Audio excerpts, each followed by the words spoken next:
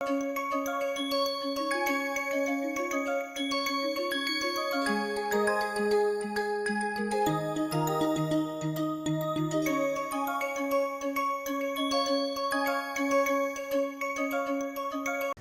right, welcome back to the next video. As we saw in the previous one, that bacterial growth can be compartmentalized into several phases, and when we are comparing different species of bacteria and asking the question that which one is fitter in a particular context, particular environmental context, is not so easy to comment, because we might have situations where species A is better in some of those compartments and species B is better than A in the other compartments. So, how does this sum total, how do we compare bacterial species growing in an environment and actually be able to say that which one is fitter? We need some sort of quantitative understanding to be able to comment on these, and that is what we will be focusing on in this particular video. So, let us imagine that we have species A.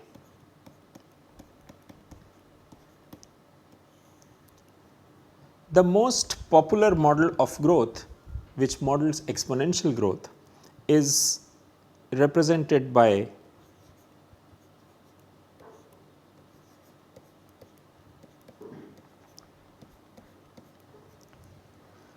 so this is a little bit of calculus which we will take our time going over and trying to understand what this actually means. So, this model is used for modeling growth in the exponential phase.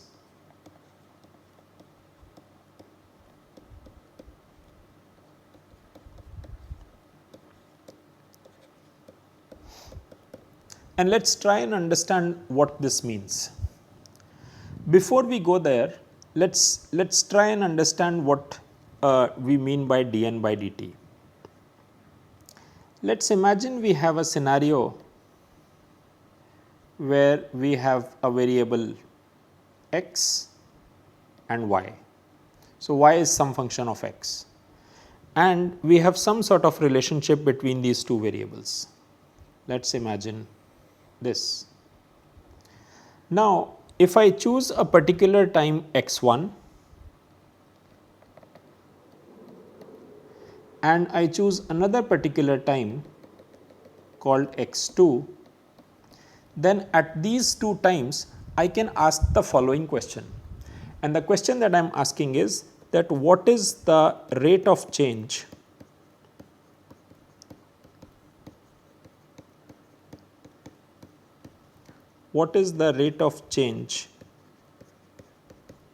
in y with respect to x? And we can answer that question by looking that when the value of x was x1, the value of y was y1, and when the value of x was x2, the value of y was y2. So, over this period of time going from x2 to x1, rate of change can be measured as delta y, how much change took place in y, divided by delta x, how much change took place in x. So, this is change in y divided by change in x.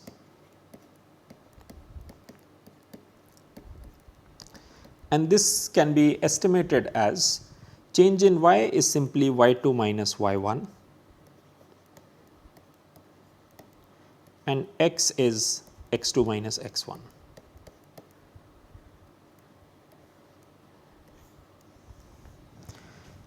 This quantity is measured over a finite range of x when x changes from x1 to x2. The next thing we do is we ask the same question, however, we bring x2 a little bit closer to x1. We change the location of x2 and bring it here. Now, our answer changes slightly because the new y2 is here. So, the formula remains the same, everything remains the same except for the except for the window of x over which we are asking this time has shrunk from being this larger window to this smaller window now. We can keep doing this process and keep bringing x2 closer to x1 and so on and so forth. When we bring x2 extremely closely to x1, so now we keep estimating the above quantity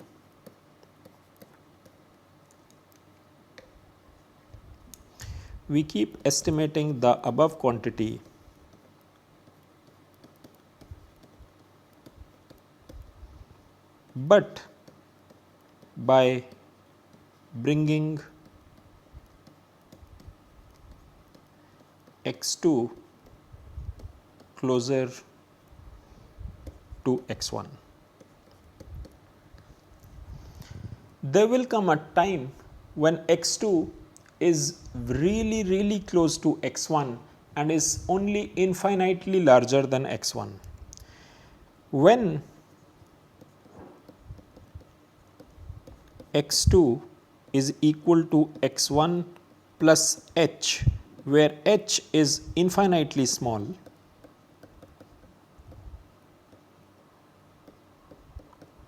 so in this graph, this is x1 and we keep bringing x2 closer. Eventually we will reach a stage where x2 is very close to x1. I mean, what I have drawn x2, you can still see something, but we can zoom in and keep bringing x2 closer to x1, and what you will see is that as a result y2 is also becoming closer to y1 and x2 is very close to x1.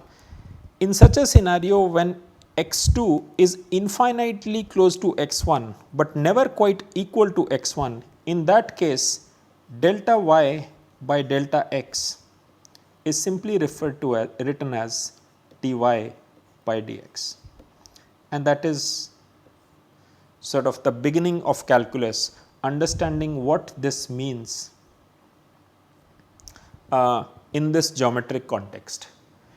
And I hope this is clear to everyone that when we are talking over finite differences between this range of x in this finite window x1 to x2, delta y by delta x is simply the change in y divided by change in x, and dy by dx is exactly the same except for a special case that x2 is infinitely close to x1, and that is the only difference. Okay. If hopefully that makes sense to everybody, and let us now go back to our growth experiment, modeling of this growth process. So, what we have here is, when we write dn by dt, we are asking how is n changing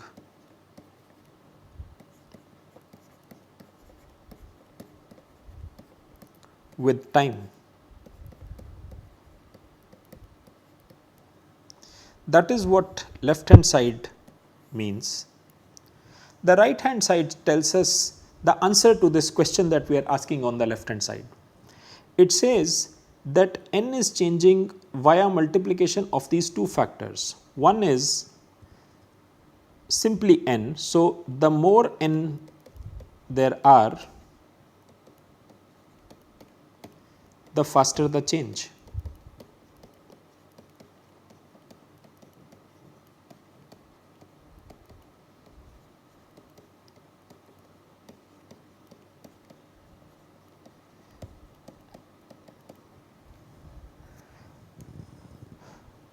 This makes sense in the context of binary division, because if we have only one bacteria, then after one round of growth this goes to 2. So, what is the delta n that took place? That is only 1.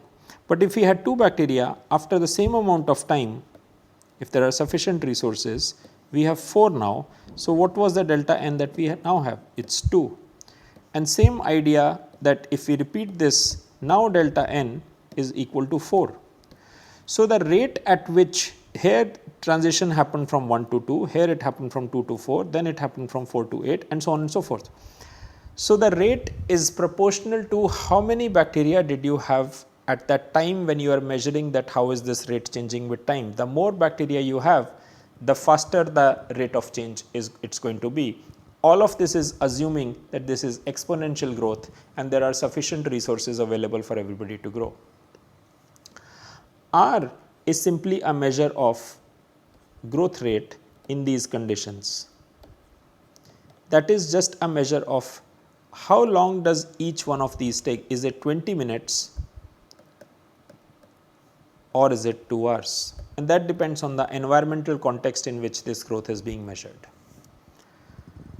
So, I hope that this makes sense to everybody, but what this tells us is that growth in exponential phase can be measured as dn by dt is equal to Rn.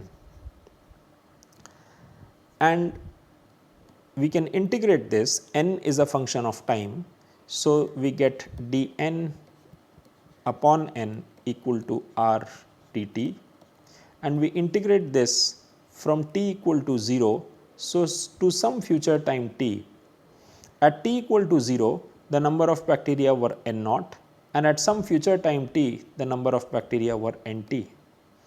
And when we integrate this, we get ln of n, and we apply the limits n naught and nt, and this is simply RT, because integral of a constant, it's just one here, is just t, and we apply the limits 0 to t.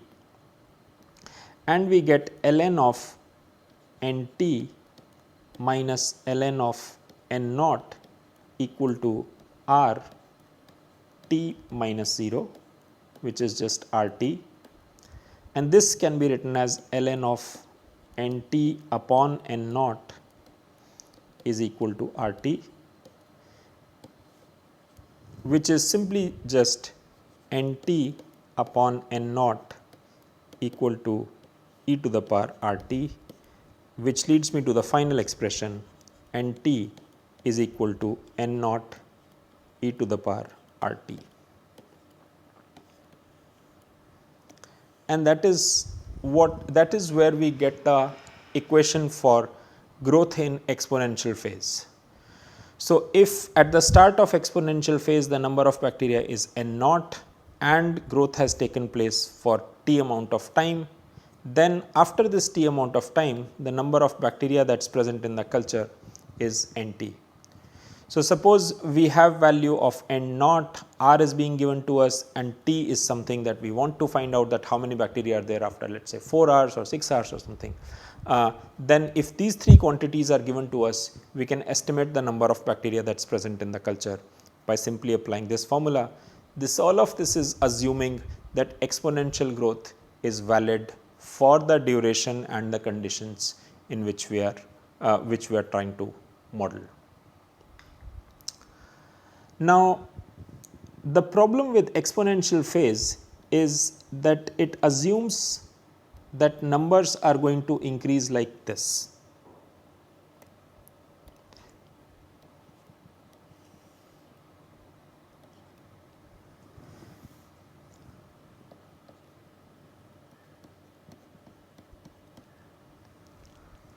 And as we will see that exponential growth, if I assume that E. coli is dividing every 20 minutes,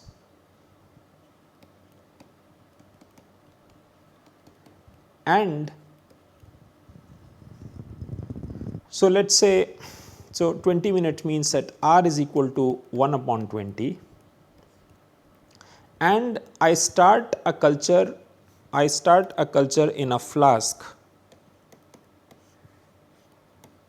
where I seed, let us say, just one E. coli. So, n naught is just equal to 1. My starting population size at the beginning of the exponential phase is just equal to 1, and I let this culture grow for 3 days, which means that it is 24 into 3, that is 72 hours, and the way it works out is that since E. coli is dividing every 20 minutes, there are 3 divisions taking place in 1 hour. So,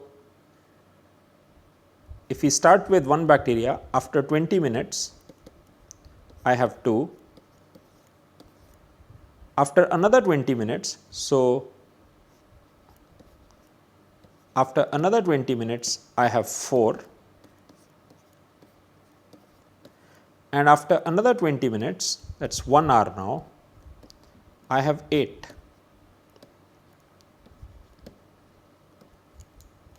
It's 20.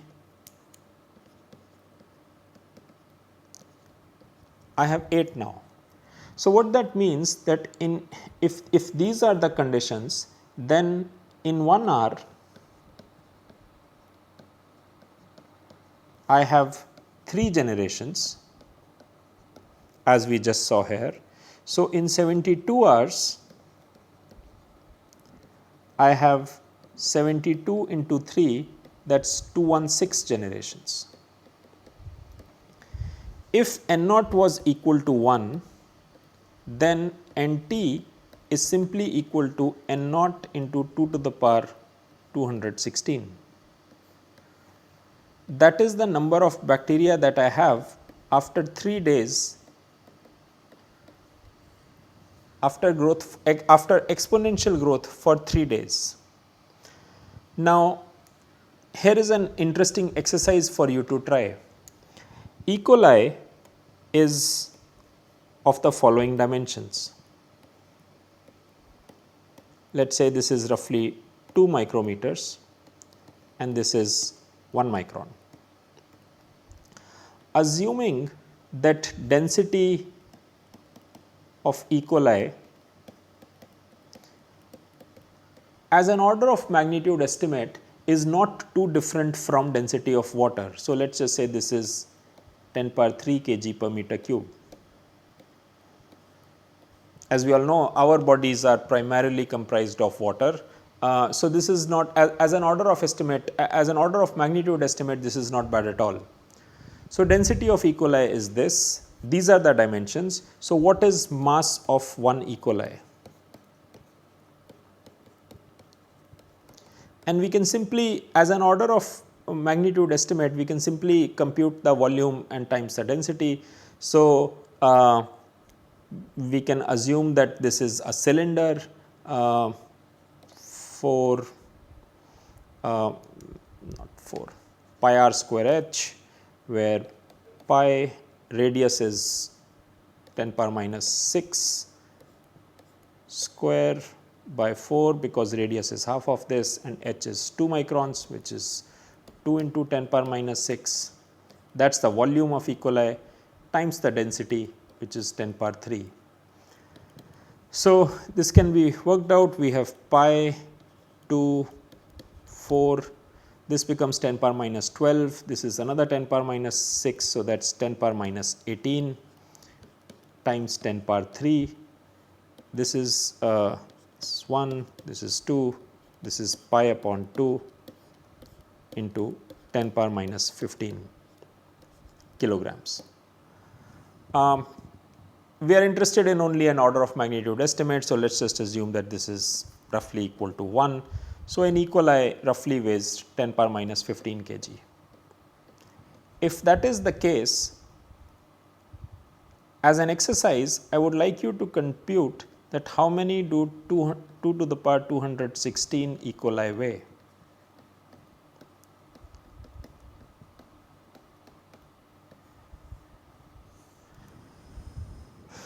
And if you do this exercise, what you will find is that the combined mass of these 2 to the power 216 E. coli is greater than the mass of the planet we are on. And now that obviously poses a problem. What that tells you is that somewhere along the line our assumptions were wrong, because clearly the flask mass of E. coli cannot exceed the mass of that flask. So, somewhere along the line our assumptions went wrong, and where our assumptions went wrong was assuming that E. coli was going to grow exponentially for 3 days. That environment that we provided E. coli, that small flask with 100 milliliters of culture, is not sufficient to support exponential growth for 3 days. And hence we need models which are different as compared to simply exponential phase, because no environmental niche that we are talking about can support exponential phase for any extended amount of time. And that is what we are going to continue with in our next video.